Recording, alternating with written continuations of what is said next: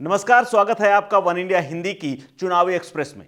आपके लिए मैं कुलदीप द्विवेदी लेकर आया हूं लोकसभा चुनाव 2024 की गहमा गहमी से जुड़ी खास खबरों को। आइए देखते हैं आज क्या रहा चुनावी मैदान में।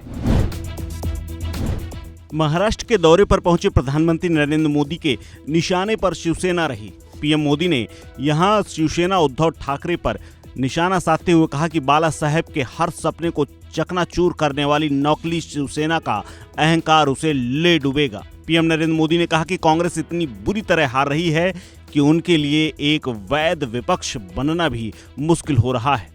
महाराष्ट्र में इंडी गठबंधन के एक नेता ने एक सुझाव दिया कि सभी छोटी पार्टियां महाराष्ट्र के चुनाव के बाद कांग्रेस में विलय कर लेना चाहिए। साथियों, नकली शिवसेना ने बाला साहब के हर सपने को चूर चूर कर दिया है।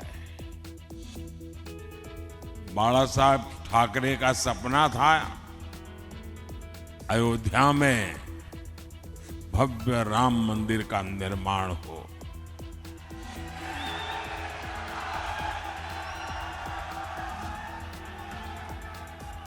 बाला साहब का सपना था जम्मू कश्मीर से आर्टिकल 370 खत्म हो। ये सपना पूरा हुआ, लेकिन इससे सबसे ज्यादा चीड़ ये नकली शिवसेना को हो रही है। कांग्रेस ने प्राण प्रतिष्ठा के निमंत्रण को ठोकर मारी। नकली शिवसेना ने भी वही रास्ता चुना।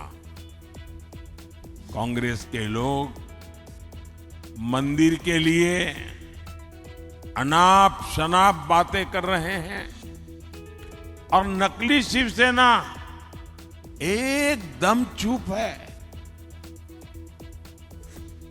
इनकी ये पार्टनरशिप पाप की पार्टनरशिप है और पूरे महाराष्ट्र के सामने इनका पाप एक्सपोज हो चुका है।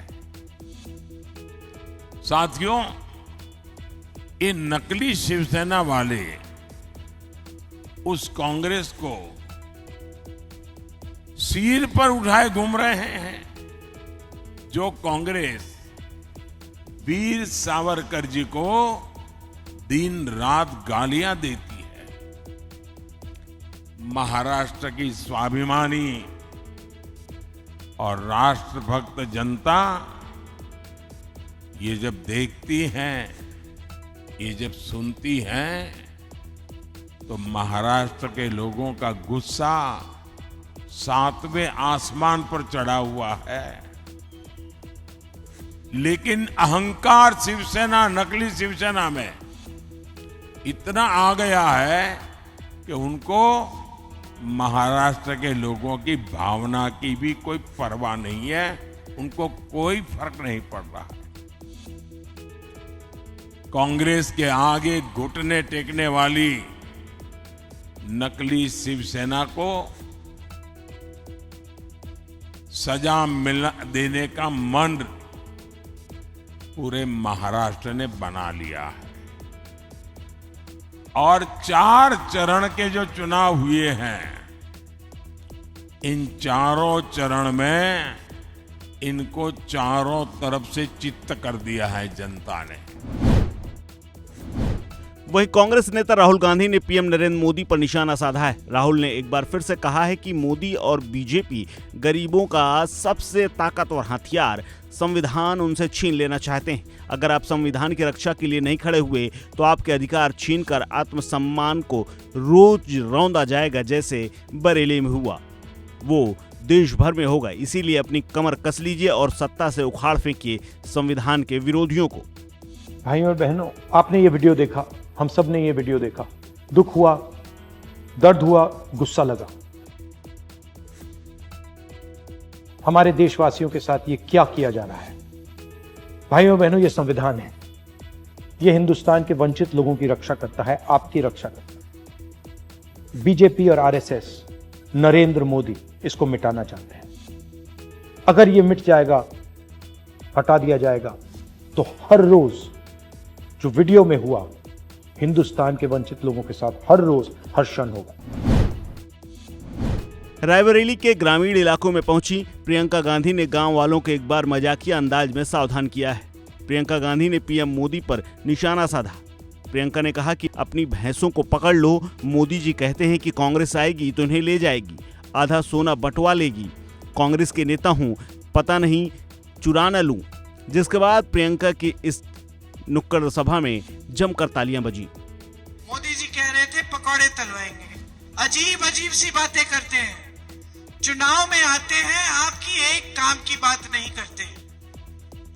चुनाव के मंच पर जब आपको भाषण देते हैं, क्या भाषण देते हैं? कहते हैं सावधान रहिए। कांग्रेस पार्टी ने अपने घोषणा पत्र में लिखा है कि अगर आपकी 2 गाड़ियां हैं तो कांग्रेस पार्टी 1 गाड़ी ले लेगी।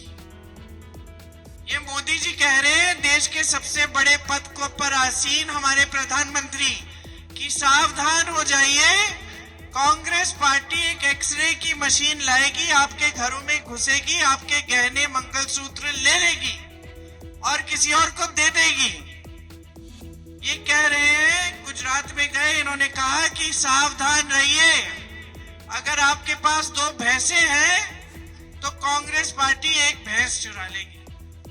बताइए, भैंसों को पकड़ लो, मैं आ गई हूं, कांग्रेस की नेता हूं, क्या पता चुरा लूं, वो हिलेगी भी नहीं। तो बात यह है कि जब नेता 10 सालों के राज के बाद आपको अपने काम नहीं गिना सकता और आकर ऐसी बकवास की बातें करेगा जिससे ये पता चलता है कि वो आपसे कट गया। मोदी जी कट गए आपसे। वहीं यूपी के सीएम योगी आदित्यनाथ हमीरपुर लोकसभा सीट के लिए बीजेपी प्रत्याशी पुष्पेंद्र सिंह चंदेल के समर्थन में महोबा पहुंचे। वहां उन्होंने एक चुनावी जनसभा को संबोधित किया और पड़ोसी देश पाकिस्तान का जिक्र करते हुए सीएम ने कहा कि पाक में रोज आंदोलन हो रहे हैं, खाने पीने के लिए मारामारी हो रही है, 1 किलो आटे के लिए छीना झपटी हो रही है। महोबा के लड़ैया सबसे बड़े होते हैं, इनकी मार तक सही नहीं जाती है। महोबा की इस दौरान उन्होंने जमकर तारीफ की। बहनों और भाइयों, मेरे लिए तो महोबा की भूमि ऐसे लगती है जैसे हमारी अपनी भूमि हो,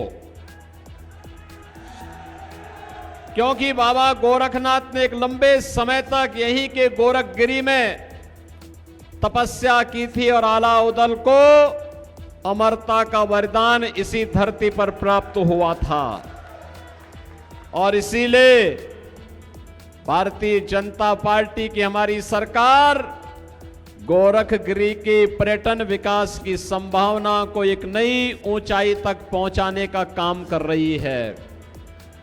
बहनों और भाइयों, जब भी मैं बुंदेलखंड आता हूं, मेरे मन में लगता है कि वास्तव में बुंदेलखंड के साथ पिछली सरकारों ने कितना बड़ा अन्याय किया, कितना प्राकृतिक संसाधनों से भरपूर, यहां नदी है, यहां नाले हैं, यहां खनन है, यहां पर्यटन की संभावनाएं हैं, लेकिन कांग्रेस और समाजवादी पार्टी की सरकारों ने यहां पर माफिया तो पैदा किए थे, कोई खनन माफिया, कोई भू माफिया, कोई जंगल माफिया, कोई जंगल के डकैत, लेकिन यहां की जनता के साथ यहां के विकास को अवरुद्ध करके यहां की जनता का उन्होंने शोषण किया है।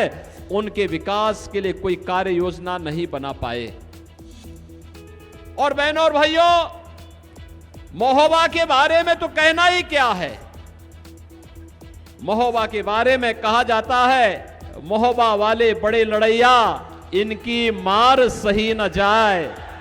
और बहनों और भाइयों, मैं नहीं समझ पाया कि आखिर आपने यहां पर पाप करने वाले, यहां के संसाधनों पर लूट मचाने वाले, यहां के नौजवानों के भविष्य के साथ खिलवाड़ करने वाले और यहां की बेटी और यहां की व्यापारियों की सुरक्षा के साथ खिलवाड़ करने वाले इन माफियाओं पर अपनी वोट की मार क्यों नहीं दी, यही तो मैं कहने के लिए आज आपके पास फिर से आया हूं।